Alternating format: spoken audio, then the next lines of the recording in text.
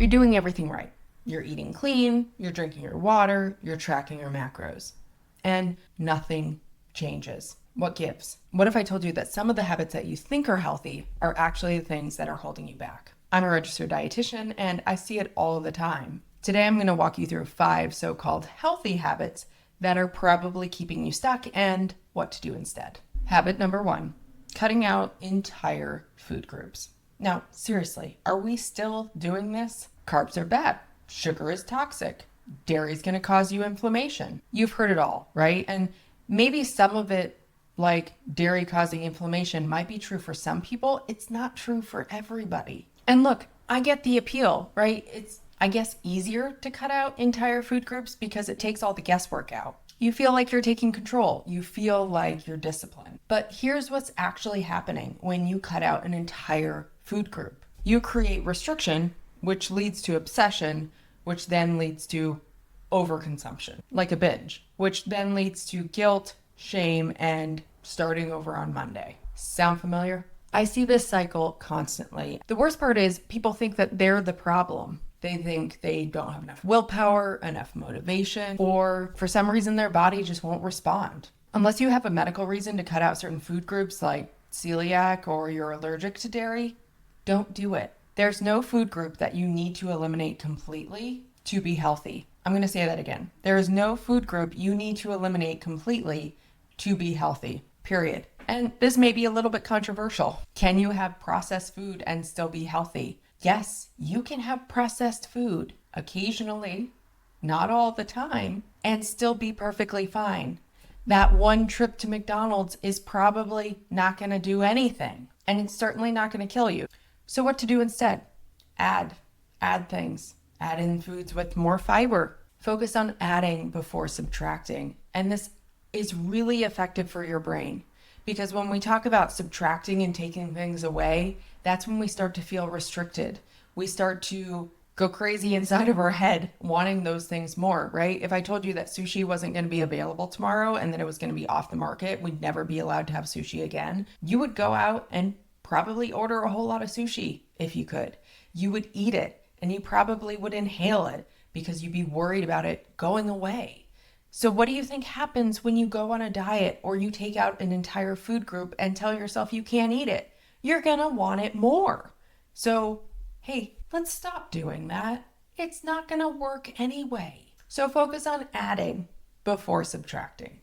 This looks like adding more protein to your plate, adding foods with more fiber, maybe adding more variety of fruits and vegetables if you can afford it. When you crowd your plate with foods that you want to add more of, it naturally crowds out the foods that you want to eat less of. And it doesn't play with your brain the way that cutting out entire food groups does. You can still have those other things.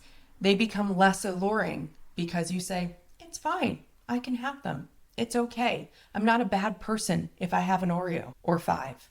You're going to be okay. Habit number 2, relying on clean eating rules. What is clean eating anyway? I feel like it's different according to different people. Is it no processed food? No ultra processed food? Is it eating only organic or sugar-free or no artificial sweeteners? I mean, what does it mean, right? It depends on who you ask.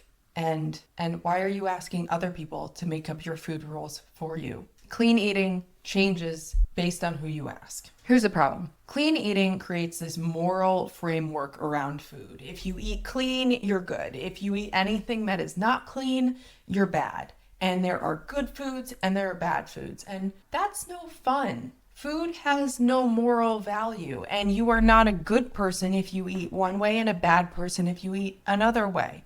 We're all human. And we're not striving for perfection here because we know from my last video that that didn't go anywhere. Perfect doesn't exist. So let's not try to be perfect here. The problem is when you put food into categories of good and bad and you eat the bad food because you're human and inevitably you will eat that food that you consider bad. You're going to feel guilty. You're going to feel shame about it. You're going to get stressed out about it. And then your stress hormones are going to increase. And that's a problem. We don't want to be stressed out while we're eating. That's not enjoyable. Rigid rules are associated with higher rates of disordered eating, binge eating, eating disorders, and worse long-term health effects, including weight gain, when compared to more flexible approaches to eating. You don't need to eat perfectly.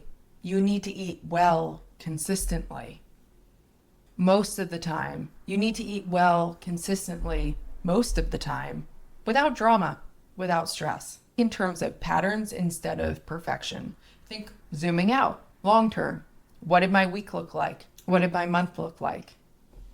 This matters more than whether Tuesday's lunch felt clean enough. Okay, number 3 is the one that is probably going to surprise you because almost everyone does this and genuinely they think that it's helping. Tracking every single calorie. That's what I want to do in my free time is track everything and weigh all my food and be obsessive about it. No, I have so much better to do with my time. Life is so much more important than spending all my time inside of an app on my phone and meticulously measuring everything. Now, don't get me wrong, calorie tracking or macro tracking can be incredibly eye-opening for a short period of time, and it has helped a lot of people. Definitely, it can help you with results. Some people, not everybody, because for some people, it just feels too restrictive. We don't want to pay too much attention. We want to have gentle changes, and counting calories can just be almost feel too invasive, right?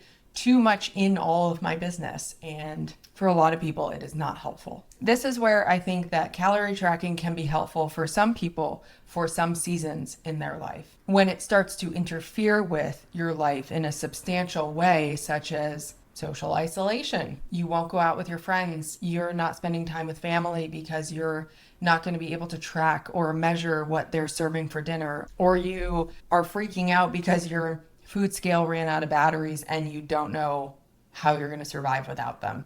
We need to reel it back in, relax, let some of the rules go a little bit. I will see this in a lot of women or men that I see in their 20s, 30s, 40s. Maybe they've been tracking for years and it gets you out of touch with your body. It gets you out of touch with hunger and fullness. What is satisfying for you? And your body is incredibly smart and intelligent and intuitive when it comes to this stuff. And you don't need a scale, a food scale, and a tracking app to tap into those insights that your body has for you. I know it's hard to trust. I know it can be scary at times, but I promise you, your body's pretty smart. And there are things that can throw it off too. And calorie tracking can really get you to not pay attention to those things. Maybe you feel like eating more and you're starving, and you feel like you're starving because you're not getting good sleep, because you're really stressed out, or because your cardio is out of control and you need to calm it down. Calorie tracking and macro tracking doesn't teach you what necessarily works for your own emotions, what food you enjoy eating. It's a rule, and it gets you out of touch with reality. So use it for a season, use it for some information, some really eye-opening information. You can start to see, oh, I didn't realize like that had that many calories in it, or that doesn't actually keep me that full for the amount of calories that are in it. But do not use it for the long term. With my clients, what we do is we may track for a period of time, and then we start to back off because other symptoms are very, very important. Calories are kind of like a meh, all right, like that's cool, but it's not the be all end all. It's part of the equation. It's part of the information of understanding yourself and your body. So what to do instead? Maybe you're a chronic tracker. I know it's going to be scary, but try having one meal without tracking. Try to sit with your food and say, what does this taste like? Do I like the texture of it? Is it filling? Is it satisfying? It's going to be okay. I know it's a little scary at first, but it's going to be okay. Start just building awareness to how food makes you feel. Go into eating with awareness and with an open mind. Sorry for the interruption, but I wanted to let you know that if you're struggling with some of these habits or you've learned a lot on this video, I want to let you know that I created a healthy habit starter kit so you can actually understand which habits are going to help you now that you've learned some of the habits that you're doing that are not helping you, that are getting in the way. My healthy habit starter kit is absolutely free, and I've linked it in the description box below. This will take you through 10 different different habits that I use with my clients in my one-on-one appointments and has helped them to have sustainable results over time without feeling burnt out, exhausted, and on to the next diet. Now let's get back to the video. Habit number 4, exercising in order to earn calories or to earn more food, or exercising in a way to undo what you have eaten. I totally used to do this one too back in college. This was a very, very unhealthful habit. It can get dangerous pretty quickly. And it doesn't work that way. Going back to what I said in the last habit we were talking about, your body's too smart for that. You could be exercising and thinking that you're burning off what you ate the day before, and yet your body is starting to slow everything down, right? It's making your temperature lower, so you're a little bit colder, so you're burning fewer calories at rest. It's a well-oiled machine. It's not that stupid. So the other thing is it's cruel. It's cruel to your body. It's cruel to your mind. Exercise is a means to feel good. It's a means to improve your mental health and to reduce anxiety and to help your heart be healthy.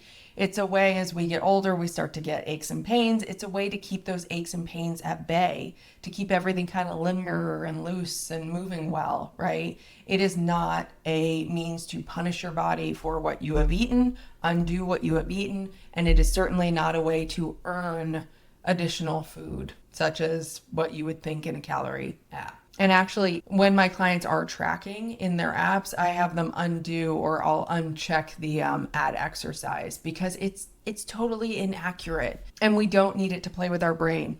You know, if your app says, oh, well, you can eat 400 extra calories because you ran 3 miles today. Like, it doesn't work that way. Like, it's not an exchange. And a lot of times I'll see clients maybe underfueling or overeating or just getting in this vicious exercise cycle like I was in during college, where it's just like, oh my gosh, I have to undo what I did. I feel terribly guilty. And now I'm exercising and I'm exhausted and end up with, plantar fasciitis and I can't walk. Like, hey, let's not do that. Let's just exercise to feel good and to help our mental health. Okay, cool. So what to do instead? Separate the two. Move your body because it makes you feel good, because you're proud of it, because you feel strong and capable. Be thankful for the ability to move your body as well. Appreciation goes a long way. And move your body because of those positive things, not because you ate a cookie. Eat because your body needs fuel, not because you earned it through exercise. If any of this hits home, which if you're here on this channel, at least one of those things does, then could you leave me a comment just letting me know what you relate to, or maybe some other things that I didn't mention that you think one of the other viewers would really benefit from, sharing your story a little bit, or even just a thumbs up just to say, yeah, I get it. I can relate to that too. Let's move on. Habit number 5, trying to overhaul everything at once. Yeah, if you think you don't do this, or you think you haven't done this in the past, we're going to get real for a second. Almost every single person that originally comes into my office looking for diet change, weight loss, whatever, not usually the people who are trying to improve their relationship with food, but people who are trying to change, they go, oh, well, I'm just going to change my diet and I'm going to start exercising and I'm going to start going to bed early and getting up early so that I can go exercise, and I need to drink a gallon of water a day. How many habits are we trying to change at once? Like, that is not, I'm just trying to get healthier. That is like 1,000 micro habits that you are attempting to change completely at once. And let's reference my last video when we talked about identity, right? You can't go from 0 to 360 in like 0.2 seconds and expect yourself to be able to maintain it. It's not realistic. So let's slow down. This is the all or nothing trap. I've talked about this before on my channel. It is very common. It is all over the place, and it is not helpful. This is the single biggest thing holding people back. Let me tell you, I promise. Because what happens? You go hard for 2 weeks and then you think that you messed up for one tiny minuscule moment and your whole thing is ruined and you have to start again next Monday because you set the bar at perfection and perfection isn't possible. So you're setting yourself up for failure because one slip feels, I don't even call them slips. I call them eating experiences, experiments, learning situations for sure, because how are we supposed to succeed at anything if we don't hit a couple bumps in the road? right? We need challenges. And so we're going to have slip ups that are not slip ups, they're actually data, experiments, learning. So this isn't a discipline problem, this is a strategy problem. Sustainable change doesn't happen with this massive overhaul of everything all at once. It happens one small step at a time, doing it until it is automatic, as long as that takes. Then you can layer on the next habit and build from there. As I said before, what to do instead. Pick one small thing at a time, work at it. The smallest, most boring, mundane thing that you feel is probably like a joke or laughable, do that. And then build on it and make it a habit and make it part of your automatic routine, and then build and go easy on yourself. I promise you, at the end of a year, you're going to make more changes and see more progress than if you were to have gone completely whole hog in changing everything all at once and then burning out at like week 2 and then starting all over again. Here's the bottom line. None of this is to make you feel guilty. I try to say this with fun, right? And I try to joke around. I joke around with my clients too. We're all a little ridiculous in our heads sometimes when it comes to goals or habit changes or, big aspirations. And we get carried away. And so I'm here to reel it back in and say, from experience, professional experience, personal experience, let's reel it back in. Let's calm down, let's refocus, and let's set you up for success.